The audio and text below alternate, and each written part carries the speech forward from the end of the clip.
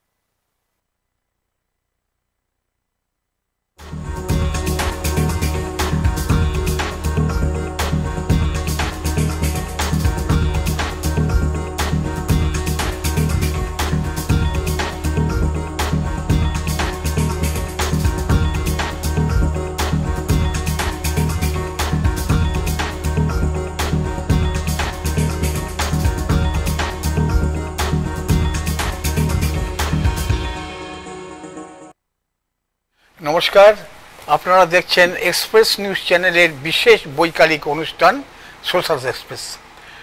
প্রত্যেক বুধবার ঠিক বিকেল 4টের সময় আমরা আপনাদের দরবারে এসে হাজির হই।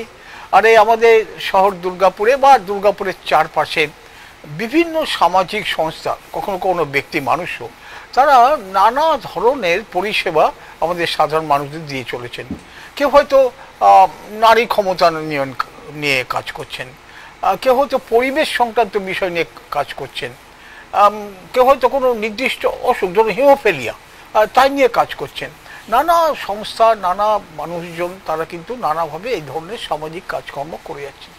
এই যে সংস্থাগুলি বা এই ব্যক্তি মানুষজন, তাদেরকে আপনাদের সঙ্গে পরিচয় করিয়ে দেওয়ার জন্যই এই বিশেষ অনুষ্ঠান সোশ্যাল এক্সপ্রেস প্রতি বুধবার ঠিক বিকেল 4টের সময়।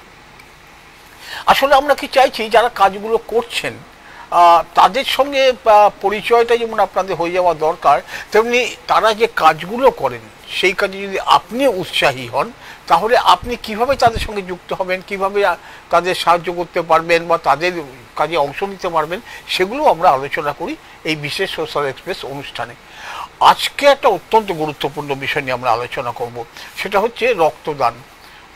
আমরা বলি রক্তদান মহাদান। আর এই বিষয়ে আমরা আজকে আমাদের অতিথি হিসাবে পেয়েছি দুর্গাপুর ব্লাড ডোনার্স কাউন্সিলের সম্পাদক সজল বসুকে। সজল, অনেক অনেক ধন্যবাদ আমাদের অনুষ্ঠানে আসার জন্য। আর সজল বসু দীর্ঘকাল ধরে আমাদের দুর্গাপুর এবং দুর্গাপুর চারপাশে রক্তদান আন্দোলনই বলবো আমরা, সেই নিয়ে মানুষকে সচেতন করা, শিবির সংগঠন করা, রক্ত সংগ্রহ করা এবং দরকার মতো যারা দরকার চিকিৎসার জন্য সেগুলো ব্যবস্থা করা, নানাভাবে কাজ করে চলেছে। তার আগে একটা কথা জিজ্ঞেস করে নিয়ে আমি সজলকে এই যে তোমাদের ব্লাড ডোনার্স কাউন্সিল কত সালে, কবে থেকে করছো তোমরা কাউন্সিল হিসাবে কাজ করছো, কত বছর হলো? প্রথমেই এক্সপ্রেস নিউজের দর্শক সাধারণ যারা রয়েছেন এই লাইভে, তাদেরকে আন্তরিকভাবে শুভেচ্ছা, অভিনন্দন এবং আমার পরম শ্রদ্ধেয় রঞ্জিত দাকেও শুভেচ্ছা এবং অভিনন্দন জানাচ্ছি দুর্গাপুর ব্লাড ডোনার্স কাউন্সিলের পক্ষ থেকে। ইতিমধ্যেই আপনারা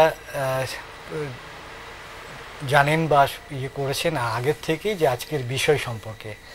তো শুরুতেই যে কথাটা বললেন যে আমাদের এই কাজ কবে থেকে আমরা শুরু করেছি, বিশেষত আমার ছাত্র অবস্থার সময় থেকেই রক্তদান নিয়ে কাজ করছি, কিন্তু মূলত সংগঠন আমরা তৈরি করেছি 2019 সালের 12ই আগস্ট থেকে।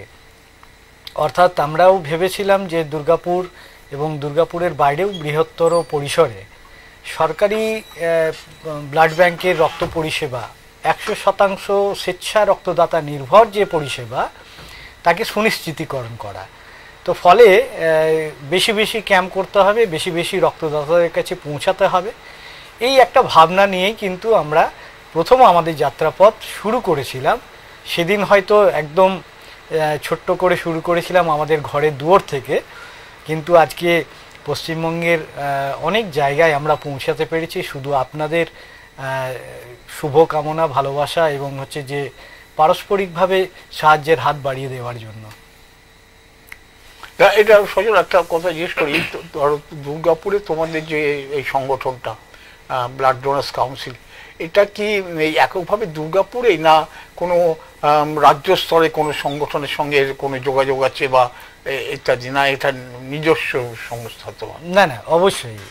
আজকে যদি আমরা এর পরিসর দেখি তাহলে আজ থেকে 25 বছর আগে আমাদেরই মানে একদম সামনেরই আসানসোল এবং কুলটি অঞ্চলে প্রথম এই স্বেচ্ছা রক্তদান আন্দোলনের জেলা সংগঠন তৈরি হয়। আজকেও সেইখানে 17টি সংগঠন আমাদের দুই বর্ধমান অর্থাৎ পূর্ব এবং পশ্চিম বর্ধমানের এই 17টা সংগঠন মিলে একটা জেলা সংগঠন রয়েছে। সেই জেলা সংগঠনটির নাম হচ্ছে ভলেন্টারি ব্লাড ডোনার্স অর্গানাইজেশনস সমন্বয় কমিটি পূর্ব ও পশ্চিম বর্ধমান। আচ্ছা। এবং এই জেলা কমিটির বাইরেও বৃহত্তর পরিসরে পশ্চিমবঙ্গের প্রায় 57টি সংগঠনকে একত্রিত করে, তার মধ্যে association of voluntary blood donors West Bengal আমাদের পশ্চিমবঙ্গের স্বেচ্ছা রক্তদান আন্দোলনের প্রথম সংগঠন, যারা 20শে জানুয়ারি 1980 সালে তাদের আত্মপ্রকাশ হয়েছিল। তো তারাই মূলত হচ্ছে এই আমাদের রক্তদান আন্দোলনের প্রথম রাজ্যের পথিকৃৎ বলতে পারেন বা কাণ্ডারি বলতে পারেন। আমরা তাদেরই নেতৃত্বে যে ফেডারেশন গড়ে উঠেছে, federation of voluntary blood donors organisations West Bengal, সেই সংগঠনের ছত্রছায়া বা অ্যাফিলিয়েশন আমাদের রয়েছে। আমরা একটা কথা সজল, তুমি বললে ধরো তোমাদের কথা যে কুলটিতে বা তোমাদের ফেডারেশন, স্টেট ফেডারেশন 80 সালের কথা বললে, আমি দুর্গাপুরের আমার অভিজ্ঞতা তোমাদের সঙ্গে যদি বলি, দেখো 60-এর দশকে, 70-এর দশকে, আমি 80-90 দশকে আমি বলবো অনেকটাই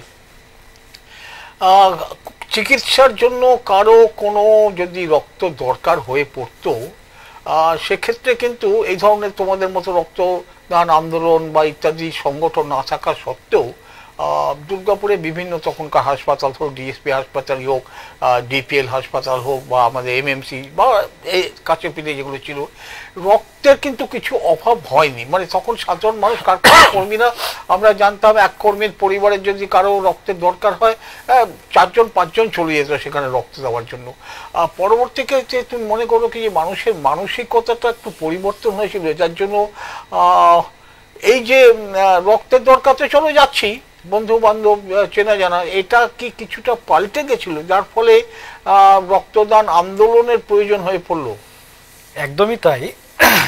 প্রথম কথা হচ্ছে যে রঞ্জিতদা, আপনি দীর্ঘদিন দুর্গাপুর শহরে রয়েছেন এবং শুধু দুর্গাপুর শহর নয়, দুর্গাপুরের শহরের পাশাপাশি সারা পশ্চিমবঙ্গের যে চালচিত্র চিকিৎসা বিজ্ঞানের, সেটাও আপনি অনেকটাই আমাদের থেকেও ভালো জানেন। তথাপি আমি এই কথাটা আপনাকে বলতে চাইছি আজকে আপনার মাধ্যমে দর্শক সাধারণের উদ্দেশ্যে, যে দেখুন, একটা সময় ছিল যে রক্তের প্রয়োজনে রক্তদাতা রক্ত গিয়ে দিতেন।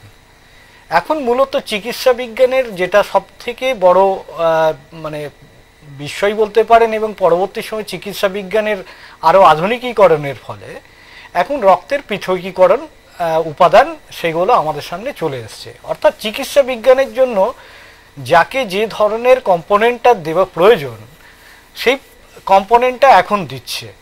ফলে কি হচ্ছে যে আপনি জানেন 1996 সালের পরবর্তী সময়ে রক্ত তার আগে থেকে ক্রয় বিক্রয় হতো, সেটাকে আইন করে সুপ্রিম কোর্টের যে ভার্ডিক্ট 1998 সালে সেটাকে ইমপ্লিমেন্ট করা হয়েছে। সেই ভার্ডিক্ট অনুযায়ী হচ্ছে যে রক্তদাতা রক্ত বিক্রি করতে পারবেন না, কারণ সে ব্লাড নয়। আমি শুরুতেই যেটা বলেছিলাম যে 100% স্বেচ্ছা রক্তদাতা নির্ভর এবং হচ্ছে সেভ ব্লাড, সেইটাকে ট্রান্সফিউশন করার ক্ষেত্রে রক্তদান আন্দোলনটার একটা অভিমুখ দরকার হয়ে পড়েছিল, কারণ নির্দিষ্ট কোনো গাইডলাইন ছিল না। ফলে কি হচ্ছিল, বিক্ষিপ্তভাবে রক্তদাতার প্রয়োজনে রক্তদান করছিলেন। এবং এই যে সেরোলজিক্যাল টেস্ট বা আমরা কম্পিটিবিলিটি টেস্টের কথা বলি, যে টেস্টগুলো একদম রক্তের সঞ্চারণের আগে বা রক্তদাতার শরীর থেকে রক্ত গ্রহণ করার পর সেটাকে যে এই ধরনের টেস্টের মধ্যে দিয়ে সেই রক্তগুলোকে হচ্ছে প্রিজার্ভ করা, অর্থাৎ যেটা একটা সময় আপনি জানেন যে বহু আগে যেটা সোডিয়াম সাইট্রাইট এবং গ্লুকোজ দিয়ে 21 দিন পর্যন্ত, সেটা 35 দিন হয়েছিল, এবং 35 দিন থেকে আজকে পৃথকীকরণের ফলে সেটা হচ্ছে আরবিসিটাকে 120 দিন পর্যন্ত প্রিজার্ভ করা যাচ্ছে। কিন্তু এবার আপনি বলবেন যে সেই সময় রক্তের যা যোগান এবং চাহিদা যেটা ছিল তার অনুপাতে আজকের চাহিদা কেন এত ব্যাপক, এটা কিন্তু সর্বত্র। এই জায়গাটা একদম ঠিক সঠিকভাবে বলছে। এইখানটা একটা প্রশ্নের আরেকটু আমি জেনে নিচ্ছি একই সঙ্গে, যে ধরো যদি আমি দুর্গাপুর বলতে যেটুকু জায়গা আমরা বুঝি, হ্যাঁ, সেটা তুমি মহকুমা ধরতে পারো বা দুর্গাপুর বললে আমরা সাধারণভাবে, এইখানে রক্তের চাহিদা গড়ে এ তো হবে না, মাসে কত রক্তের দরকার? মানে এখন তো আমরা বোতল বলি না, পাউচ বলো বা যাই বলি, আমরা এগুলো আলোচনা করব, কিন্তু তুমি এটাও একটু জুড়ে দেবে আলোচনার সঙ্গে, যে এই যে রক্তের যোগানের কথা বলছো, রক্তের চাহিদা কত আমাদের দুর্গাপুরে? আমি শুধু প্রথম যোগান এবং চাহিদার একটা ধারণা দিই, তাহলে আপনাদের বুঝতে সুবিধা হবে যে সেটা আগে পশ্চিমবঙ্গে এবং ভারতবর্ষটাও আমাদের দরকার। বেশ, আমাদের প্রায় আমাদের 1 কোটি ব্যাগ হচ্ছে সারা ভারতবর্ষের বার্ষিক রক্তের চাহিদা। 1 কোটি? 1 কোটি। তো সেই জায়গায় দাঁড়িয়ে আমরা প্রায় এখনো পর্যন্ত প্রায় 15 লাখ শর্টফলে আমরা চলছি সারা ভারতবর্ষের নিরিখে দাঁড়িয়ে। প্রতি হাজারে যেটা আমরা বলি রক্তদাতার কত প্রয়োজন হয়, আজকের দিনে দাঁড়িয়ে হচ্ছে 7 থেকে 8 জন মানুষ প্রতি হাজারে রক্তদান করছেন। কিন্তু আমাদের প্রয়োজনটা হচ্ছে, এই প্রয়োজনটা যদি মেটাতে হয় তাহলে প্রায় 11 থেকে 12 জন আমাদের রক্তদাতার প্রয়োজন প্রতি। বেশ কিছুটা পিছিয়ে আছি আমরা, অনেকটা। এটা হয়তো হাজারের নিরিখে দাঁড়িয়ে হয়তো আমরা ভাবছি যে কিছু মনে হচ্ছে 3 জন, কিন্তু তা তো নয়। হ্যাঁ, কিন্তু এই 4 জন বা 3 জন মানুষকে জোগাড় করতে সত্যিই আমাদের খুব বেগ পেতে হয়, কারণ এইখানে একটুখানি কুট ব্যাপার আছে। একটুখানি আমি আমার বোঝার জন্য বুঝে নিচ্ছি। ধরো এই যে 1000 জন বলছো, এই 1000 জন প্রাপ্তবয়স্ক মানুষের কথা বলছো? একদম 18 থেকে 65 বছর। এটা খুব জরুরি, কারণ হয়তো একটা জায়গায় জনসংখ্যা হয়তো 2000, তা সবাই তো রক্তদানের যোগ্য না। ওই 18 থেকে তোমাদের একদমই রঞ্জিত দা, আমাদের এইগুলোর মানে এই যে রক্তদান আন্দোলন একটা সময় কর্মসূচি ছিল, উৎসব হয়েছে, এখন আন্দোলন বলছি। এই কারণে বলছি যে আমরা এই আন্দোলন বলতে আমরা কি করি, আমরা সময় সময় এই সংগঠনগুলো হচ্ছে স্বাস্থ্য দপ্তরকে আমরা কিছু প্রপোজাল দিই, মানে সহজে রক্ত সংগ্রহ করার উপায়গুলো যেমন আছে, আবার তার সঙ্গে সঙ্গে সরলীকরণ কিভাবে করা যায়। আচ্ছা, না যেখান থেকে আমরা সরে গেছিলাম, যে আমাদের চাহিদা একদম কত চাহিদা যেটা দেখুন, একদম আমাদের চাহিদা যেটা 1000-7-8 জন আমাদের দাতা, আর আমাদের চাহিদা হচ্ছে 11 থেকে 12 জন। আর আমরা দুর্গাপুরের নিরিখে যদি দেখি, আমরা সরকারি হসপিটালে একটা সময় আমাদের 20 থেকে 22 ব্যাগের মতন মানে ইউনিট যদি হিসাব করি, সেটা আমাদের একটা সময় চাহিদা ছিল, কিন্তু এখন সেটা 42-এ দাঁড়িয়েছে। কতদিনে? প্রতিদিনের চাহিদার কথা বলছি। প্রতিদিনের এখন আমাদের চাহিদা কত? একদম 42 ইউনিট এই মুহূর্তে। আচ্ছা, তো এই কারণে যদি আমি মাসের হিসাবটা করি, সেটা প্রায় 1200। একদম। তো সেই জায়গায় দাঁড়িয়ে আমাদের রক্তদান, কিন্তু এখানে আরেকটা কথাও জেনে নিয়ে অনেক কিছু জানতে হবে তোমার কাছে, সেটা যে তুমি যেটা একটু আগে বলছিলে যে এখন যে সুবিধাটুকু হয়েছে যে রক্তের বিভিন্ন কম্পোনেন্ট আলাদা আলাদা লাগে, এই যে তুমি বলছো 42, এই 42 কি সব রকম কম্পোনেন্ট? একদম। আমরা কি কম্পোনেন্ট জানবো আমরা এর কাছ থেকে, কিন্তু তার মানে সব রকম মিলিয়ে, তার মানে সেই হিসাবে যদি কম্পোনেন্ট ভাগ করে দিই, ধরো সাধারণভাবে তুমি বলবে এটা যে 3টে যদি কম্পোনেন্ট আমরা ব্যবহার করতে পারি আলাদা, সেক্ষেত্রে 14 জন রক্ত দিলে পরেই মিটে যাচ্ছে ব্যাপারটা, এরকম না? বিষয়টাকে আরেকটু ইয়ে করে বলো। প্রথম কথা হচ্ছে যে দেখুন, আমাদের 3টে পৃথকীকরণ হচ্ছে। যদি র্যান্ডামলি কোনো ব্লাড ক্যাম্প থেকে যদি বা রক্তদান শিবির থেকে যদি রক্ত সংগৃহীত করা হয়, তাহলে এই সংগ্রহকৃত রক্তের প্রথম হচ্ছে যে রক্তের প্রথম আরবিসি, তারপরে প্লেটলেট এবং প্লাজমা, এই 3টে পৃথকীকরণ আমাদের করা হচ্ছে। অর্থাৎ আমরা একজন রক্ত দিলে এই মুহূর্তে আমরা 3টে মানুষকে একদম সরাসরিভাবে বলতে পারি যে বাঁচাতে পারি। ঠিক। এবার এখন ঘটনা আছে যে আপনি এই আরবিসিটাকে 120 দিন অবধি রাখতে পারছেন। আচ্ছা, কিন্তু আপনি প্লেটলেটটাকে তো 1 থেকে 7 দিনের মধ্যেই সেটাকে আমাদের নষ্ট হয়ে যাচ্ছে। আচ্ছা, ফলে আমি 1 থেকে 7 দিনের মধ্যেই আমাকে এই প্লেটলেটটা দিতে হবে। তাহলে সেই ক্ষেত্রে আমার কি হচ্ছে, যদি র্যান্ডম কোনো ব্লাড ক্যাম্প বা শিবির না থাকে, তাহলে যে র্যান্ডমলি আমরা এইটাকেও কালেক্ট করা আমাদের পক্ষে অসম্ভব হয়ে যায়। কারণ আপনি কিছু ব্যাপার আছে, যেমন ডেঙ্গু একটা, একদম এক্স্যাক্টলি, তার জন্য যখন প্লেটলেট দরকার হয় সেটা কিন্তু ওই ব্লাড ব্যাংকের অনেক দিনের রাখা থেকে নিতে পারবো না, খুব মানে ওই দিন 7 মধ্যে একদম একদম। তো সেই মুহূর্তে আমাদের এই যে আমরা বলি যে মশার কামড় থেকে ম্যালেরিয়া বা সোজা গড় করলে হবে না, যে 42টা লাগে তার মানে 14 জন দিলে 3 14 42 করে দিলে হবে, এরকমটা মিলবে না, না অঙ্কটা মিলবে না এইভাবে। তো সুতরাং আমাদেরকে সেটা ভেবে নিতে হবে যে আমাদের আজকে দুর্গাপুরের সমস্ত, আমি যদি সরকারি বেসরকারি হসপিটাল মিলিয়ে ধরি, সেক্ষেত্রে হচ্ছে যা বেড সংখ্যা × 7, যদি এটা ধরি, এটা বার্ষিক একটা চাহিদা আমরা ধরে নিলাম।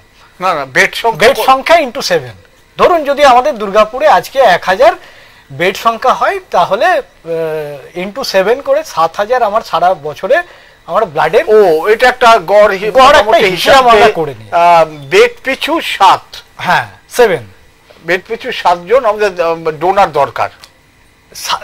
না, 7টা করে আমার ইউনিট দরকার হচ্ছে, 7টা ইউনিট, 7 জন ডোনার বলছি না, মানে একজন ডোনার তো ধরো বছরে 4 ইউনিট।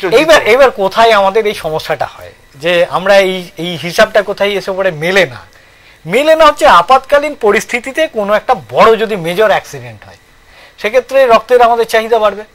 এই যে থ্যালাসেমিয়া পেশেন্ট দিন দিন লাফিয়ে লাফিয়ে বাড়ছে, আমরা বলছি থ্যালাসেমিয়া সচেতন করার জন্য বিভিন্ন আমরা আমাদের স্বেচ্ছাসেবী সংগঠনগুলো থেকে আরম্ভ করে আমাদের সরকারি পরিসরে অনেক অনেক জায়গায় আমরা সচেতন করার চেষ্টা করছি।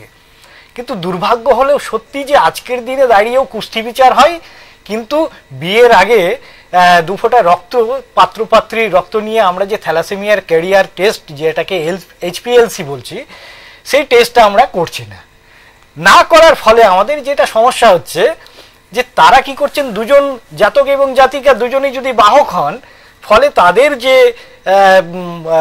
ভালোবাসার যে সম্পদ যে পৃথিবীতে আসছে, সেই সন্তানটি হচ্ছে থ্যালাসেমিয়ার মেজর হচ্ছে। ফলে কি হচ্ছে, তাকে বাঁচাতে গেলে তাকে প্রতি 10 দিন 20 দিন অন্তর অন্তর হচ্ছে যে এই যে রক্ত ব্লাড ট্রান্সফিউশন তার শরীরে করছে। এক্ষেত্রে থ্যালাসেমিয়া রোগীদের ক্ষেত্রে যে রক্ত, এটা কোন কম্পোনেন্ট? না সবটা আরবিসি এবং হচ্ছে আয়রন চিলেশন, এটাকে এর সঙ্গে হচ্ছে মানে আয়রনটা তাদের শরীরে যাতে না যায়। দেখো, আমরা গোটা আলোচনাটা যেটা করছি, একটা বলে রাখি, এটা কিন্তু সাধারণ মানুষের জন্য, যারা ওয়াকিবল না সবকিছু, তারা যাতে পরিষ্কারভাবে বুঝতে পারেন আর কি, সেটাকে আমরা চাইছি না। আমরা আরেকটু জায়গাটা অনেক কিছু জানবো একটু ধীরে ধীরে। 1 নম্বর হচ্ছে আমাদের তাহলে দুর্গাপুরের চাহিদা বোঝা গেল, আর কোনো জায়গার চাহিদা কীভাবে, সেটা একটা হচ্ছে যে যতগুলো হাসপাতাল আছে বেড সংখ্যার ভিত্তিতে আমরা একটা গড় হিসাব করে নিতে পারি।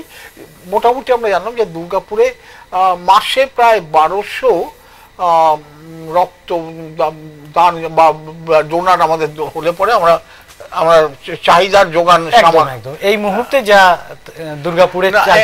এবারে একটু একটা কথা বলো, এই যে তুমি বলছো 120 দিন রাখা হবে, দুর্গাপুরে কতগুলো ব্লাড ব্যাংক আছে যারা, এবং সেখানেও একটা কথা একই সঙ্গে বলবে যে ব্লাড ব্যাংক শুধু রক্ত রাখার তো ব্যাপার না, এই যে বলছো রক্তকে বিশ্লিষ্ট করা, আর এই রক্তকণিকা, প্লেটলেট বা প্লাজমা, এইটা করার মেশিনপত্র বা প্রযুক্তিগত যে সেগুলো কতগুলো জায়গা আছে, কতগুলো সম্ভব?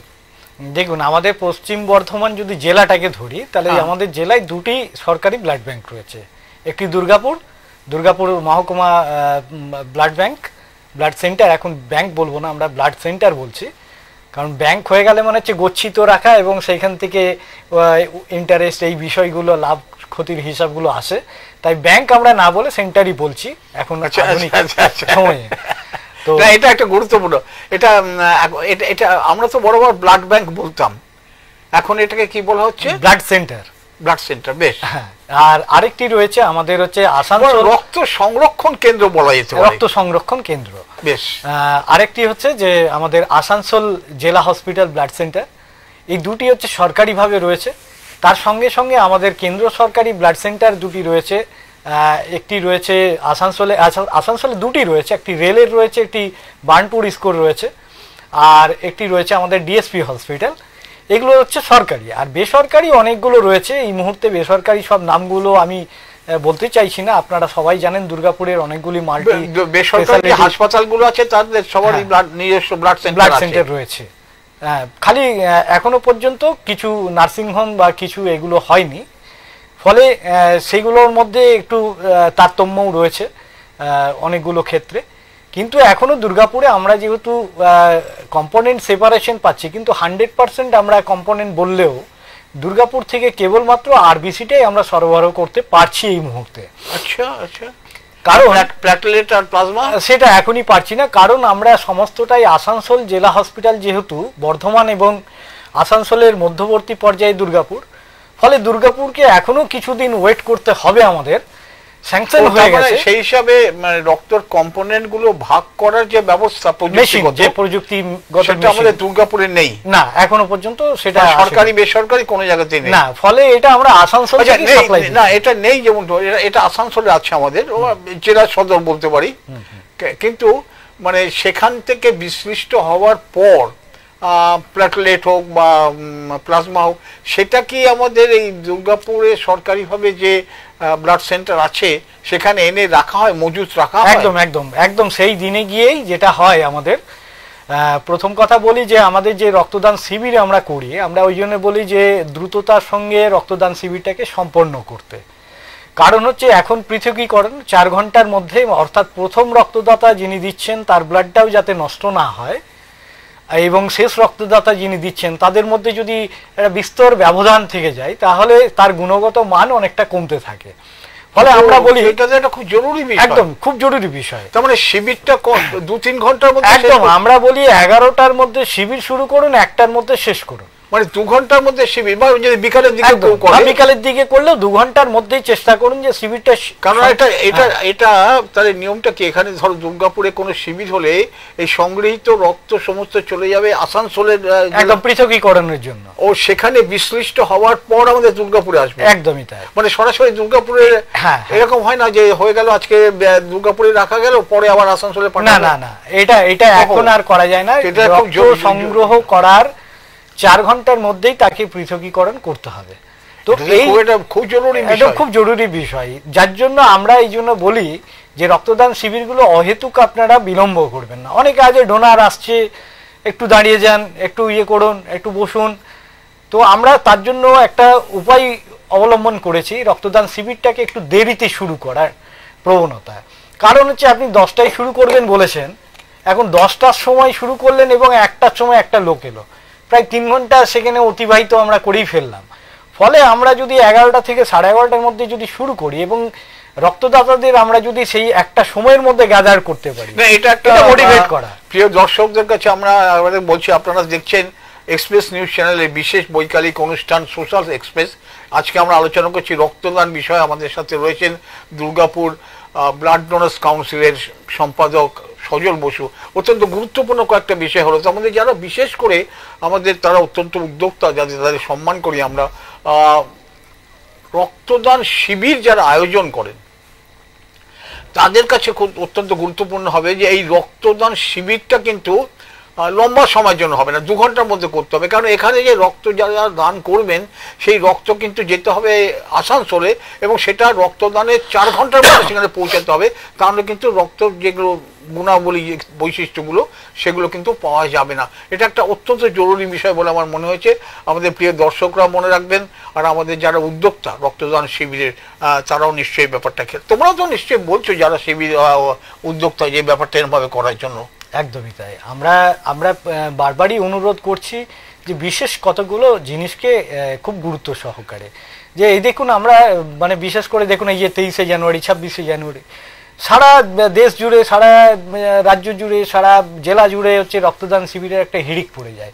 ব্লাড সেন্টারগুলো তখন একটা কথা একটুখানি বলে নি, আমাকে দর্শকরা অনেক প্রশ্ন করেন, তার থেকে একটা কথা জানতে চাই। ধরো কারো রক্তের প্রয়োজন হলে সজল, হ্যাঁ, কোন হাসপাতালে ভর্তি আছেন, সেই হাসপাতাল বলে রক্ত চাই, রক্ত চাইতে হলে ওই যেটা তোমরা বলো রিকুইজিশন দিয়ে দেয়, হ্যাঁ, এবং কারো যদি ব্লাড ডোনার্স কার্ড কারো কাছে থাকে তাহলে সেই কার্ডের বিনিময়ে তিনি রক্ত পান। এইটা ভয়ানক কাণ্ড যেটা আমরা খবর পাই মাঝে মাঝেই, যে সরকারি জায়গায় কার্ড নিয়ে গেলে কোনো অসুবিধা নেই, সেখান থেকে তারা কিন্তু প্রয়োজনীয় রক্ত দিয়ে দিচ্ছে, কিন্তু বেসরকারি কোনো ব্লাড সেন্টার বলছো তোমরা, সেখানে যদি ওই ডোনার্স কার্ডও নিয়ে যায় তাহলেও কিন্তু তারা টাকা চাইছে। এইভাবে দেখো, এক সময় বলছো কোনো রক্ত দান করতে হবে, রক্ত বিক্রি করা চলবে না, অথচ রক্ত দান সংগ্রহ করে বেসরকারি হাসপাতাল কিন্তু রক্ত বিক্রি করছে। এই ব্যাপারটা তোমাদের কিছু জানা আছে? একদমই, খুব একটা গুরুত্বপূর্ণ বিষয় আপনি আজকে, সংবেদনশীল বিষয়, কারণ আবার এইসব বিষয় দেখুন চোরা নাশনে ধর্মের কাহিনী, বিষয়টাকে আমি এইভাবেই দেখি। কারণ আমাদের সরকার সমস্ত কিছু বিষয় সম্পর্কে আমাদের ওয়াকিবহাল করেছেন এবং সমস্ত কিছুর পিছনে গাইডলাইন তৈরি করে দিয়েছেন, এটার বিষয়ও আছে। এখন ঘটনা হচ্ছে যে সরকারি ব্লাড ব্যাংকে আপনি একটা কার্ডের বিনিময়ে নিঃশুল্ক রক্ত পাচ্ছেন। সরকার বলে দিয়েছে যদি কার্ডটাও যদি আপনার কাছে না থাকে, সরকারি হসপিটালে ভর্তি থাকলেও আপনি নিঃশুল্ক পাবেন, যে কোনো সরকারি হসপিটালে। ঠিক, সেটা আমাদের ইএসআই ভর্তি থাকলেও হতে পারে বা অন্য কোনো হাসপাতালে, একদম এক্স্যাক্টলি। কিন্তু সমস্যাটা কোথায় হচ্ছে? সমস্যাটা হচ্ছে একটা নার্সিং হোম থেকে রিকুইজিশন নিয়ে বিধাননগর ব্লাড সেন্টারে আমরা গেলাম, সেখানে আমার কাছে কোনো কার্ড নেই, তাহলে সরকার আমাকে কি নির্দেশিকা দিয়েছে যে আপনি একটা আরবিসি যদি চান তাহলে 1050 টাকা আপনাকে সরকারকে দিতে হবে অ্যাজ প্রসেসিং ফিজ। এটা ধার্য করা হয়েছে। প্লেটলেট নিতে গেলে মাত্র 1050 টাকা, একদম, প্লেটলেট নিতে গেলে মাত্র 300 টাকা।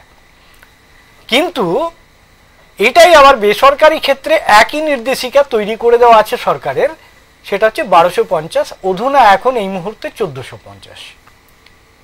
এখন আপনি যান কোনো একটি বেসরকারি হসপিটালে রক্তটা নেবার জন্য, সেখানে আপনি একটা ডোনার দিলেন, সেই ডোনারের পরিবর্তে সেই প্রসেসিং বাবদ আপনাকে প্রায় আরো 2400-2500 টাকা আপনাকে দিতে হচ্ছে, অর্থাৎ 2500 টাকা। আবার কোথাও আপনি হয়তো দিতে পারলেন না, শুধু রক্তটি ওখান থেকে সংগ্রহ করলেন, প্রায় 4600 টাকা। আমি এই কিছুদিন আগে আমারই এক কলিগ আর কি, বন্ধু, তার শ্বশুরমশাইয়ের জন্য রক্ত সংগ্রহ করতে গিয়ে 46,000 টাকা দিয়ে কিনতে হয়েছে। আমি জিজ্ঞেস করলাম যে তাকে কোনো বিল বা রসিদ দেওয়া হয়েছে? বললো না, কারণ এটি তারা সরকারিভাবে কোনোভাবেই দেখাতে পারবেন না।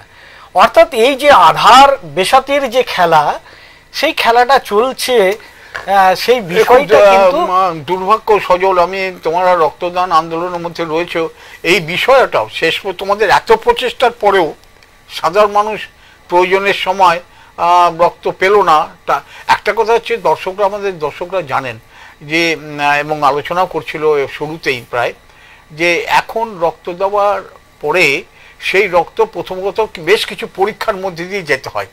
যে শুধু ওই ব্লাড গ্রুপ আমরা জানতাম প্রথম থেকে যে এবি বা ও ইত্যাদি, খুব রেয়ার ব্লাডও আছে, সেসব আলোচনার দরকার নেই।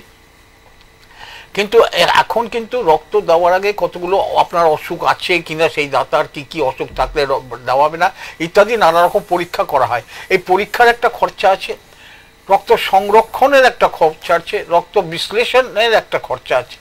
এই জন্য সরকার নির্ধারিত 1050 টাকা নির্ধারিত আছে, কোনো জায়গা থাকলে হবে। যারা ব্লাড দিচ্ছেন তাদের প্রতি স্বীকৃতি সম্মাননা হিসাবে তাদের বলা হয় যে ডোনার্স কার্ড থাকলে পরে আপনি যেহেতু একজনকে রক্ত দান করেছেন, সুতরাং আপনার জন্য এই রক্তটা বিনা পয়সায় পাওয়া যাবে। এই চমৎকার ব্যবস্থা। কিন্তু আমাদের বেসরকারি যে চিকিৎসা কেন্দ্রগুলি, তারা কিন্তু সরকারের এই নিয়মকে বুড়ো আঙুল দেখাচ্ছে, এবং মানুষ যখন বিপদে পড়ে তখন যেভাবে খুশি তারা টাকা আদায় করে নিচ্ছে। আমি দুর্গাপুর ব্লাড ডোনার্স কাউন্সিলের সম্পাদক সজলকে বিশেষভাবে আমাদের সমস্ত দর্শকদের হয়ে অনুরোধটা করব এটাই, যে একদিকে যেমন এই সচেতনতা, রক্ত দিয়ে মানুষের প্রাণ বাঁচান, একদিকে আমার তো আবার রক্ত দান করেছেন একজন অন্যের জন্য, এবং ভেবে করেননি যে কার জন্য দিচ্ছি, যে কোনো অসুস্থ মানুষের প্রয়োজনে লেগে যাবে, সেই রক্ত নিয়ে ব্যবসা করছে আবার কিছু বেসরকারি চিকিৎসা কেন্দ্র। এই ব্যাপারে কিন্তু আবার একটা আন্দোলন বা সচেতনতা কিন্তু গড়ে তোলা উচিত বলে সজল মনে হচ্ছে। আমি জানি না সজলকে উত্তর দেবে। একদমই দাদা, আমরা সচেষ্ট রয়েছি। মানে বিষয়টা হচ্ছে, একদিনে যেমন আমরা স্বাধীনতা পাইনি, ঠিক একটু একটু করেও সেইভাবেই আমরা এখান থেকেও আমরা উত্তরণের পথ খুঁজব। এখন সব থেকে বড় জরুরি যেটা হয়েছে, যে আমাদের এই ফেডারেশনের আয়োজিত এবছর আমরা ন্যাশনাল যে সামিটটা করেছিলাম রক্তদান সম্পর্কিত, সেটা এই বছর আমরা দীঘায় করেছিলাম পশ্চিমবঙ্গে। তো খুব আমরা সেই জায়গায় যেহেতু হোস্ট হিসাবে আমরা নিজেরা ছিলাম সেখানে, তো আমাদের একটা বড় আকুতি ছিল এইখানেই, যে পশ্চিমবঙ্গের বুকে কিন্তু সারা দেশের মধ্যে এরকম তো আছেই, পশ্চিমবঙ্গের বুকেও কিন্তু এই ধরনের ব্যবসায়িক দৃষ্টিকোণ থেকে কিন্তু চলছে, যেটা আপনাদের সমকালীন সময় কিন্তু এই জিনিসটা ছিল না, একেবারেই ছিল না। এখন সেটা কি হয়েছে, আগে ছিল প্রফেশনাল ডোনার হিসাবে আপনারা ট্রিট করতেন, দেখতেন যে কেউ একজন রক্ত বিক্রি করছে তার মানে পেট বা পরিবার চালানোর ক্ষেত্রে, এরকম হয়েছে। কিন্তু সেটাকে বন্ধ করা গেছে আইন করে। কিন্তু এটা কোন আইন করতে হবে যার জন্য বন্ধ? তো তার জন্য তো একটা ব্লাড অ্যাক্টের দরকার, প্রয়োজন। তো আমরা সর্বাপেক্ষা গুরুত্ব দিয়ে আরোপ করেছি, এবং সব থেকে একটা খুব শুনে আপনার ভালো লাগবে যে একসঙ্গে এক একটা গ্রুপে আমরা 35 জন করে প্রায় 7খানা গ্রুপ আমরা নির্ধারিত করেছিলাম, এবং 7টা গ্রুপ থেকেই একটা নির্যাস এসেছে যে প্রথম কিন্তু সারা ভারতবর্ষে এনবিটিসির উদ্যোগে একটি ব্লাড অ্যাক্ট যাতে তৈরি হয়। কারণ কি, এটা দেখুন, এই চিকিৎসার যে সংক্রান্ত বিষয়টা সেটা থাকে জেলার সিএমওএইচ এর আন্ডারে, কিন্তু রক্তদানের যে পার্ট সেটা কিন্তু দেখে আরবিটিসি, পরবর্তী সময়ে স্টেটের ক্ষেত্রে সেটা এসবিটিসি। কিন্তু দুর্ভাগ্য হলেও এটা সত্যি যে আজ পর্যন্ত তাদের কিন্তু শাস্তিযোগ্য কোনো বিধান তারা দিতে পারেন না, যেটা আপনার চিকিৎসার ক্ষেত্রে হয়তো হতে পারে। এই আমরা রিসেন্ট কিছুদিন আগে একটি প্রাইভেট হসপিটালে আমরা সিএমওই স্যারকেও বলেছিলাম, পাঠিয়েছি আমাদের সংগঠনের যিনি এই মুহূর্তের মানে ডাইরেক্টর অফ এডুকেশন, তার দিদির ব্লাড ট্রান্সফিউশন করবার জন্য বড়জোড়া থেকে সেই ব্লাড আনা হয়েছে। সেই ব্লাড ক্লট হয়ে গেছে 3 দিন 4 দিন রাখার পর, এবং নর্মাল ফ্রিজে, যেখানে যে কম্পোনেন্টগুলো ভাঙতে শুরু করে সেলগুলো, সেই অবস্থাতে দাঁড়িয়েও সেই ব্লাড আমরা দিতে বারণ করেছিলাম। তথাপি সেই ব্লাড একজন প্রায় 70 ঊর্ধ্ব একজন ভদ্রমহিলা, তার অপারেশন হয়েছে, তার শরীরে সেটাকে ট্রান্সফিউট করা হয়েছে, এবং আমরা সেটাকে জানিয়েছি যে গুরুতর একদম অবহেলা এবং এক ধরনের অন্যায় চিকিৎসা ক্ষেত্রে এসব করা। এই চেষ্টাগুলো চলছে। আমাদের আরো অনেক কিছু জানতে ইচ্ছা করছে সজলের কাছে। সজল কিন্তু আস্তে আস্তে আমাদের সময়ও কমে যাচ্ছে, শুধু কোনো নির্দিষ্ট বিষয়ের মধ্যেও থাকতে হবে।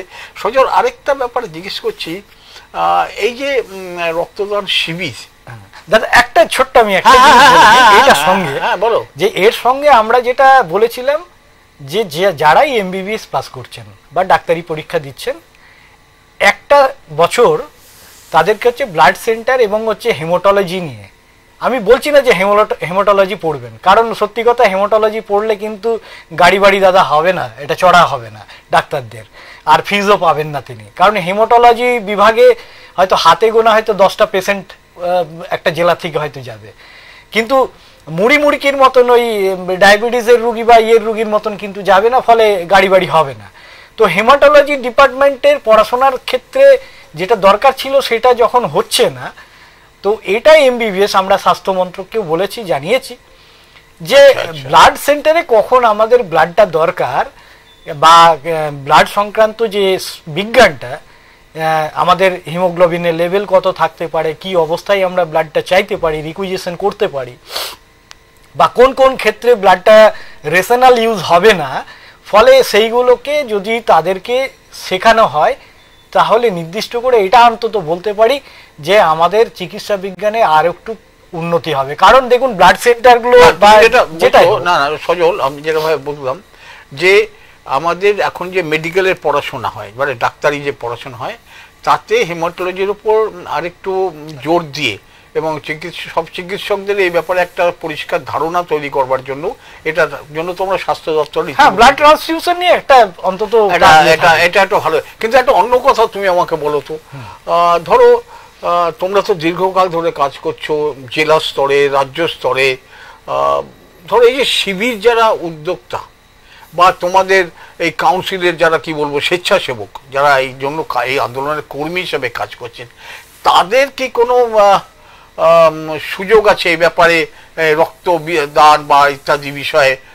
আমি হেমাটোলজি বলছি না, এই ব্যাপারে কোনো কোর্স হয় যে এই এই এই ব্যাপারগুলো থাকা উচিত না উচিত, এরকম কিছু আছে? একদম একদম একদম দাদা, আমরা এই যে আপনার সামনেই একটা টিচার্স গাইডলাইন সিরিজ নাম্বার 6, অর্থাৎ 1 day certificate course, diploma course, 3 দিনের সার্টিফিকেট কোর্স, এই বিষয়গুলো এগুলো কিভাবে করা যায় কোর্সগুলো? দেখুন, এই কোর্সগুলো করা যায়, আমি আবারও বললাম যে আমাদের পশ্চিমবঙ্গের প্রথম স্বেচ্ছা রক্তদান আন্দোলনের মানে বলতে পারি একদম রক্তিম সূর্য, সেটি হচ্ছে association of voluntary blood donors West Bengal বা এভিভিডি নামে খ্যাত। 24 ডাইজ লেন, শিয়ালদাতে হচ্ছে এই কোলে মার্কেটেই হচ্ছে তাদের অফিস। শিয়ালদা কোলে মার্কেট বললে হবে না সজল, আমি বলি, আমি আমার এই শহরের তরুণ প্রজন্ম যারা আছেন, নানা ধরনের সামাজিক কাজের সঙ্গে তারা যুক্ত থাকেন, এই রক্তদান বিষয়ে প্রাথমিক জ্ঞান, একদম আমি ওইটাই আসছি সেই ব্যাপারে আমরা সরাসরি এই কাউন্সিলের, দুর্গাপুর ব্লাড ডোনার্স কাউন্সিলের সম্পাদক সজল বসু আছে, স্টুডিওতে আছে, সজল বসুর সঙ্গে যোগাযোগ করবেন। না না, অবশ্যই দরকার হলে আমাদের চ্যানেলের সঙ্গে যোগাযোগ করবেন, আমরা সজল বাবুর সঙ্গে যোগাযোগ করিয়ে দেবো।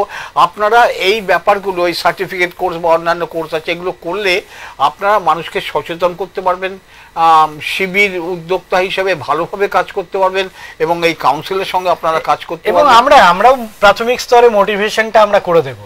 আচ্ছা, মানে তার হচ্ছে ধরুন স্কুল কলেজ বা অন্যান্য প্রাতিষ্ঠানিক যেগুলো আছে আর কি, স্বেচ্ছাসেবী সংগঠন যারা হয়তো অন্য ফিল্ডে কাজ করছেন, তারাও যদি বলেন যে প্রাথমিক রক্ত বিজ্ঞানটাকে যদি আমরা, রক্তদান বিজ্ঞানটাকে যদি জানি, তাহলে নিশ্চিত আমরা মনে করি যে আমাদের তো দেখুন, আমাদের কাজটা হচ্ছে জ্ঞানের আলোটাকে জ্বালানো। আমি তো কোর্সগুলো কতদিনের হয়? অনেক দিন। দেখুন, আমরা যেটা করি সেটা হচ্ছে, দেখুন কোনো বয়সের সীমা নেই, খালি হচ্ছে ন্যূনতম 18 বছর হলে তার জ্ঞানের পরিধিটা বাড়ে, আর ন্যূনতম মাধ্যমিক যদি তিনি পাস করেন। কারণ হচ্ছে দেখুন, একটু জানতে গেলে কিছুটা লেখালেখি বুঝতে হবে। এবার দেখুন, মাধ্যমিকটা এই কারণে বলি, কারণ জীবন বিজ্ঞানে আমাদের এই হৃৎপিণ্ড এবং রক্ত নিয়ে বিস্তারিত কিছু লেখা আছে যেগুলো তাদের সঙ্গে রিলেট করতে পারে। আর একটা বিষয় যেটা হচ্ছে যে আমরা এই কোর্সগুলো একদম হাতে কলমে আপনাদের সামনে তুলে ধরবো, এবং তার সঙ্গে সঙ্গে এটার হচ্ছে সারা রাজ্যব্যাপী পরীক্ষাও হয়। যে আপনি ভাবলেন যে এটা শুধু নয়, হায়ার স্টাডিজে তার হচ্ছে মূল্যায়ন হয়। আমি যেটা জানতে চাইছি সজল, যে আমাদের দুর্গাপুরে ধরো এই ধরনের কোর্সের মানে পড়াশোনা বা পরীক্ষা দেওয়ার ব্যবস্থা করা যায় কি? একদম যায়, অনায়াসে যায়। এক্ষেত্রে আমি আমাদের দর্শকদের মধ্যে যারা শিক্ষকরা রয়েছেন, স্কুলের শিক্ষকরা বা কলেজের শিক্ষকরা, তারা এই কোর্সটা পড়াশোনা করতে ক ঘন্টার সময় লাগবে মোটামুটি? আমি তো সাধারণভাবে ধারণা করি। দেখুন, একদিনের সার্টিফিকেট কোর্স হচ্ছে আমাদের 5 ঘন্টার ক্লাস হবে। 5 ঘন্টার ক্লাস মানে একদিনে হতে পারে?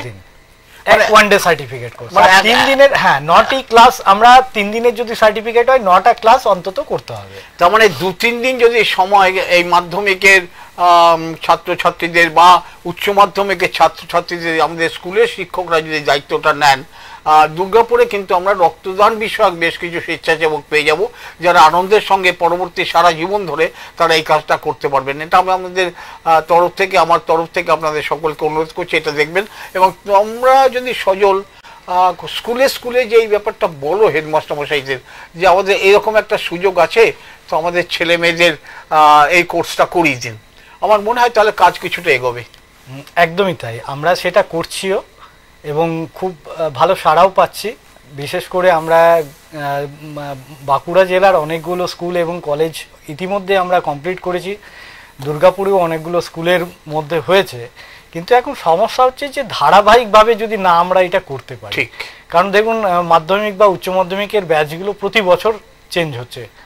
অর্থাৎ আমরা ওই যে বলছিলাম যে আমি একদিন থাকবো না, আপনি একদিন থাকলেন না, আমরা হয়তো এই অনুষ্ঠানও কোনো দিন করবো না, কিন্তু আমাদের এই যদি দিয়ে আরো কিছু মানুষকে যদি আমরা সেই প্রদীপটা তার ভিতরে জ্বালাতে পারি, তাহলে তিনি যে লক্ষ্য প্রদীপ জ্বালাবেন আগামী দিনে, এটা আমরা বিশ্বাস করি। ঠিক এক প্রদীপ থেকেই তো মানে দাবানল হয়ে যেতে পারে। দাবানল এখানে খারাপ অর্থে বলছি না, মানে প্রজ্বলিত হতে পারে, আমরা সেদিকেই আশায় থাকবো। কিন্তু আমি একটা তুমি বলছো যে যেটা আমাদের দুর্গাপুরের কথা বলতে বলতে, যে আমরা দুর্গাপুর আধুনিক শহর, কারখানার শহর, নানা আন্দোলনের শহর, আমরা এখনো দুর্গাপুরের শতকরা 100% রক্তদানের যে রক্তের যে চাহিদা সেটা মেটাতে পারছি না। এটা কিন্তু আমাদের পক্ষে খুব ভালো কথা। আমার খুব মন খারাপ হয়ে যাচ্ছে যে দুর্গাপুর অনেক দিক থেকে এগিয়ে থাকলেও এখন, আচ্ছা এরকম অন্য কোনো মহকুমার শহর বা জেলা এরকম বলতে পারো যারা এই চাহিদার যোগানটা মিলাতে পেরেছে? না, এখনো পর্যন্ত এটা সম্ভব হয়ে ওঠেনি, কারণ যেটা সমস্যা, মানে আমরা ওনাদের চেয়ে বেশি পিছিয়ে আছি না কাছাকাছি? না, আমরা অনেক এগিয়ে আছি তাদের তুলনায়, অনেকটা এগিয়ে আছি। অন্যান্য জায়গায় আমরা বলতে পারেন কলকাতার পর মেদিনীপুর, মেদিনীপুরের পর দুর্গাপুর, মানে পশ্চিম বা দুই বর্ধমান বলতে পারেন। কিন্তু সমস্যাটা হচ্ছে যেটাই আমাদের রঞ্জিতদা আপনি খুব ভালোভাবে অনুভব করেছেন, যে আজকালকার দিনে যেটা সমস্যা হচ্ছে যে এই যে বেসরকারি হসপিটাল, ব্লাড সেন্টারগুলো এই যে রিপ্লেসমেন্ট ডোনেশনের কথা বলছেন, ফলে আমাদের শিবিরে রক্তদাতার সংখ্যা কমছে প্রতিদিন। তো আমরা এই কারণেই বলছি, দেখুন যদি আমরা ব্লাড সেন্টারটাকে ভরিয়ে রাখতে পারি, তাহলে আমরা যে কোনো মুহূর্তে গিয়ে আমরা ওখান থেকে আমরা নিতে পারি। তো তাই আমরা কি বলেছি যে আমরা এর মাঝখানে তো আমাদের একটা তো সলিউশনের পথ খুঁজতে হবে। খুঁজতে গিয়ে আমরা দেখেছি যদি আমাদের এই 18 থেকে 30 বছর একদম যুবতী যারা রয়েছেন, এই যুবক যুবতীদের কাছে আমরা অনায়াসে অ্যাপিল করছি, মানে আপনাদের কাছেও হাত জোর করে অনুরোধ করছি যে আপনারা এই সময়টা দুর্দান্তভাবে মানে নিজেকে নিরোগ রাখার জন্য প্রতি 3 মাস এবং 4 মাস অন্তর অন্তর রক্তদান করতে পারেন। কারণ আপনি ওই কাউকে বাঁচাচ্ছেন এই হিসাবে যদি দেখেন, তাহলে আপনি নিজেকে দেবতা মনে করবেন। আমি বলি যে নিজের জন্য, নিজের শরীরকে নিরোগ রাখতে যদি রক্তদান করেন, এটা একটা জরুরি কথা। দেখুন রক্তদান মহৎদান, রক্তদানে একজন মানুষের প্রাণ বাঁচে, এটা আমাদের কাছে একটা খুব জরুরি। কিন্তু সত্যি সত্যি রক্তদানে নিজের শরীরও ভালো থাকে। এটা কিন্তু সজল যেমন বলছে, আমাদের অনেক চিকিৎসকরা এটা পরামর্শ দেন যে রক্তদান করলে নিজের শরীরও কিন্তু অনেক আমি ওই জন্যই বললাম যে দেখুন আমাদের যে সেলগুলো রয়েছে, ব্লাডের যে সেলগুলো, ওই যে 120 দিন বাঁচছে। এবার ধরুন 120 দিন পরে তো ওই সেলটা মরবে। আজকে যে জন্ম নিল সে 120 দিন পর মরছে। অর্থাৎ এই 120 দিনে সে নবজাতক থেকে একদম বার্ধক্যে পৌঁছাচ্ছে। তাহলে ভাবুন সে যখন 100 দিন বা 80 দিন অতিক্রম করে গেছে, সে বার্ধক্য, মানে তার পুষ্টি কালেক্ট করে যে কোষে কোষে পৌঁছানোর ক্ষমতা, সে কার্যক্রম ক্ষমতা হারাচ্ছে সে। ফলে কি হবে, আমি যদি রক্তটা প্রতি 3 মাস অন্তর ডোনেট করি, নতুন আমার রক্ত কণিকা তৈরি হবে, আমার বোন ম্যারো নতুন রক্ত তৈরি মানে কণিকা তৈরি করতে সাহায্য করবে। না একটু জিনিস একটা সহ্য করলো, এই যে রক্ত নেওয়া হয় মানে দান করা হয়, যখন দান করেন আগে তো বলতাম 1 বোতল রক্ত, এখন 1 পাউচ রক্ত, আসলে কতটা পরিমাণ রক্ত? দেখুন মূলত যে সরকারি স্তরে এখনো পর্যন্ত 350 ml সিঙ্গেল ব্যাগ। 350 ml আমাদের শরীরে থাকে কতটা? আমি এইটাই এবার বলছি যে আমাদের শরীরে কতটা থাকে। একটা পুরুষ দেহে প্রতি কেজিতে 76 ml, হ্যাঁ 76 ml রক্ত, অর্থাৎ 76 ml রক্ত আমাদের শরীরে প্রতি কেজিতে বিদ্যমান। তার কেজিতে 76 ml। আচ্ছা আচ্ছা আচ্ছা, তাহলে প্রতি কেজিতে 76 ml এর মধ্যে আমাদের শরীরে সংবহিত হয়, এই সংবহন ক্ষমতাটা হচ্ছে মাত্র 50 ml। তাহলে উদ্বৃত্ত কত? 26 ml। আচ্ছা এই 26 ml এটা একটু ভালো করে দর্শকদের বলো। আমাদের শরীরে প্রতি কেজিতে পুরুষ দেহে 76 ml, মহিলা দেহে 66 ml রক্ত আমাদের আছে। কিন্তু এই সব রক্তটা কাজে লাগে না, কাজে লাগে না। তার মধ্যে সংবাহিত হয় মাত্র 50 ml, যেটা কাজে লাগে। মানে 26 ml একজন পুরুষের ক্ষেত্রে বেশি, আর 16 ml হচ্ছে একজন মহিলার ক্ষেত্রে বেশি। আচ্ছা, এবার তার থেকে আমরা রক্ত যে দান করি, যখন তখন দান করতে গিয়ে তাদের থেকে আমরা কতটা কালেক্ট করি? মাত্র প্রতি কেজিতে 8 ml করে। এবার 8 ml এর মধ্যেও 8 ml লাগে না, 45 × 8 যদিও করি আমরা, তাহলে দেখুন 100 প্রায় 60 ml চলে যাচ্ছে ওখানে। আমরা 150 350 একজন সাধারণ ওজন ধরো 65 কেজি ওজন একজন মানুষের, সাধারণ ভাবে বলছি, বা 60 কেজি ধরলে সুবিধা হবে অঙ্ক করতে। মানে 60 কেজি মানে তুমি 76 ml বলছো, মানে 75 × 60 এরকম ভাবে করে নেওয়া যাবে। একদম একদম একদম অনায়াসে অঙ্কটা করে নেওয়া যায়। আপনারা নিজেরা ক্যালকুলেটর নিয়ে বসুন, করে নিতে পারেন আপনার দেহে রক্ত আছে কিনা। ওই যে বলে না অনেকে আমার শরীরে রক্ত নেই, আপনার শরীরে ওজনটা করুন আর কত ml রক্ত আছে, মহিলা হলে কত, পুরুষ হলে কত। এবার তার মধ্যে এই যে 8 ml দিচ্ছেন, মানে 6-7 লিটার রক্ত থাকে, তার থেকে 350 ml নেওয়া হয়। আপনি রঞ্জিত দা এটা শুনলে অবাক হয়ে যাবেন, এই যে 8 ml এর মধ্যে মাত্র 4 ml জল। আচ্ছা, মাত্র 4 ml জল দিচ্ছেন, মানে অর্ধেক জল দিচ্ছি আর অর্ধেক কম্পোনেন্ট দিচ্ছি। এটা একটা অদ্ভুত কিন্তু তো ফলে আমাদের রক্ত দিতে পিছপা হওয়ার কোনো কারণ নেই। আর এটা মাত্র 21 দিনের মধ্যে সমস্ত কিছু আপনার শরীরে আবার রিস্টোর হয়ে যাবে। আর শরীরে যদি কোনো রোগ আপনার বাসা বেঁধে থাকে সেটাও নিঃশুল্ক পরীক্ষা হয়ে যাবে। ফলে আমি দেখুন এই যে হার্ট অ্যাটাকের ঝুঁকি কমে যাওয়া, আমার তো রঞ্জিত দা জানেন আমি 4টে স্টেন নিয়েছি, এখন হয়তো আমি অপারক রক্ত দিতে, কিন্তু আমি এই প্রদীপটা জ্বালাবার চেষ্টা করছি যেন সবাই রক্ত দেয়। এই আগামী 19 তারিখ আমার ছেলে, রঞ্জিত দা আপনি জানেন, দেখেছেন, আমার ছেলে 18 বছর পূর্ণ করছে। আমি মাঠ থেকে সরে গেলেও, রক্তদানের মাঠ থেকে সরিনি, এখন হয়তো কোচ হিসাবে থাকবো, কিন্তু আমার ছেলেকে একজন ভালো প্লেয়ার হিসাবে এই রক্তদান আন্দোলনের মাঠে আমরা নামাতে চাইছি। না, এটা খুব জরুরি এবং এটা একটা পারিবারিক ঘরানা হয়। এবং আমি আমার শহরের অনেককে আমি জানি 100 বার রক্ত দিয়েছেন এরকম মানুষকে জানি, 90 বার রক্ত দিয়েছেন এবং জানি। এবং পরিবারের একটা গৌরব যে আমার বাড়ির লোক এতবার রক্ত দিয়েছে। এটাও খুব ভালো অনুষ্ঠান। এখন তো আমাদের বেশ একটা চল হয়েছে জন্মদিনে রক্তদান, বিবাহবার্ষিকী উপলক্ষে রক্তদান, এমনকি মা বাবা মারা যাওয়ার পর শ্রাদ্ধ বাসরে মায়ের স্মৃতিতে, বাবার স্মৃতিতে রক্তদান। এই রক্তদানের ক্ষেত্রে একটা কথা আমি জানতে চাইছি, ধরো একটা শিবিরই বলছি, বা তুমি তোমার ছেলের 18 বছর পূর্তিতে যেটা করছো, বা ধরো আমি আমার মায়ের শ্রাদ্ধ বাসরে যদি এরকম করতে চাই, ন্যূনতম মানে কজন থাকলে এই যে রক্ত যারা নেবেন আমাদের সরকারি হাসপাতাল থেকে যারা আসেন, কজন হলে পরে আমি তাদের কাছে অনুরোধ করতে পারি যে আমার এখানে 4 জন দেবো বা 5 জন দেবো? বা দেখুন, ইনডোর যদি হয়, অর্থাৎ ব্লাড সেন্টারে গিয়ে যদি রক্ত দেন, তাহলে 5 জন 10 জন যেমন খুশি দেওয়া যেতে পারে, একজনও দেওয়া যেতে পারে। কিন্তু গভর্নমেন্টের যা সার্কুলার আছে সেই সার্কুলার অনুযায়ী যদি আউটডোরে কোনো ব্লাড সেন্টারকে যেতে হয়, ন্যূনতম 30টার একটা লক্ষ্যমাত্রা দিতে হয়, 30টা লক্ষ্যমাত্রা রাখতে হয়। তাহলে এই যে ডাক্তারবাবুরা আসবেন, যারা রক্ত নেবেন, অন্যান্য যারা সহকর্মী থাকেন, এটা একটা দরকার হয়। আমাদের সময় খুব কমে যাচ্ছে, হাতে সময় নেই বলতে পারি। প্রিয় দর্শক বন্ধুরা, আপনারা এতক্ষণ ধরে দেখছেন এক্সপ্রেস নিউজ চ্যানেলের বিশেষ বৈকালিক অনুষ্ঠান সোশ্যাল এক্সপ্রেস, যে সোশ্যাল এক্সপ্রেসের প্রতি বুধবার আমরা বিভিন্ন মানুষজন বা সামাজিক সংস্থার যারা প্রতিনিধিত্ব করছেন তাদের ডেকে আনি, নানা বিষয়ে আলোচনা করে। আজকে রক্তদান বিষয়ে আলোচনা করলাম, আরও অনেক কথাই জানবো, এখন একটু যেটুকু সময় আছে সজলের কাছে। তার মধ্যে একটা আমার কাছে খুব জরুরি মনে হয়েছে যে আমরা অনেক সময় রক্তদান বিষয়ে একটা কোর্স যেটাকে বলি, 1 দিন 2 দিন 3 দিনের করে, যাতে রক্তদান সম্বন্ধে ধারণাটা খুব পরিষ্কার হয়, মানুষকে সচেতন করতে সুবিধা এমনি, এবং রক্তদানে নিজের শরীর ভালো থাকে এবং রক্তদানে কোনো ভয়ও কিছু নেই, এটা ব্যাপারে সমস্ত সতর্কতা সেটা নেওয়া হয়। আমাদের হাতে সময় তো একদম কমে যাচ্ছে। প্রিয় দর্শক বন্ধুরা, একটা কথা বলে রাখি, প্রতি বুধবার আমরা এখানে আসি। আগামী বুধবার আমরা এই রক্ত সংক্রান্ত ঠিক নয়, আগে আলোচনা হয়েছে, আমরা আসবো দুর্গাপুরের থ্যালাসেমিয়া সোসাইটির গোপিকা রঞ্জন বসুকে আমরা অতিথি হিসাবে ডেকেছি।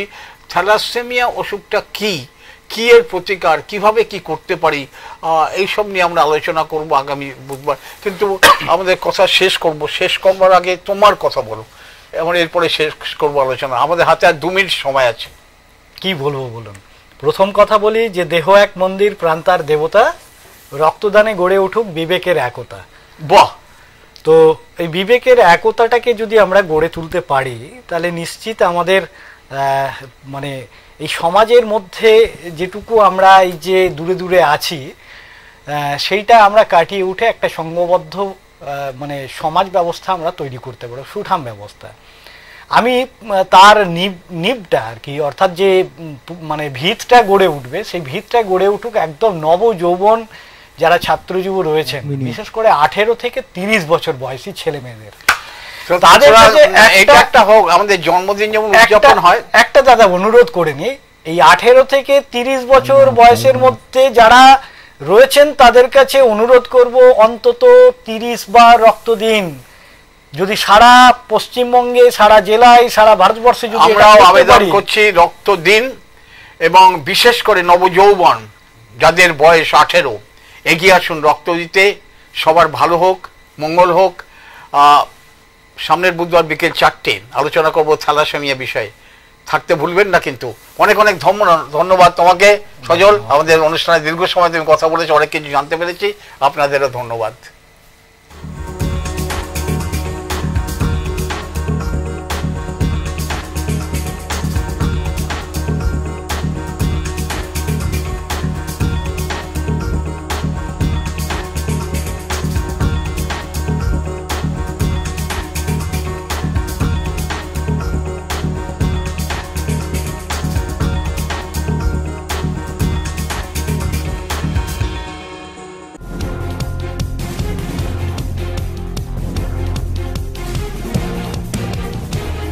এই হলো ডেডলাইন কমিউনিকেশনস প্রাইভেট লিমিটেড। আপনারা দেখছেন এক্সপ্রেস নিউজ, খবর নেয়, খবর দেয়।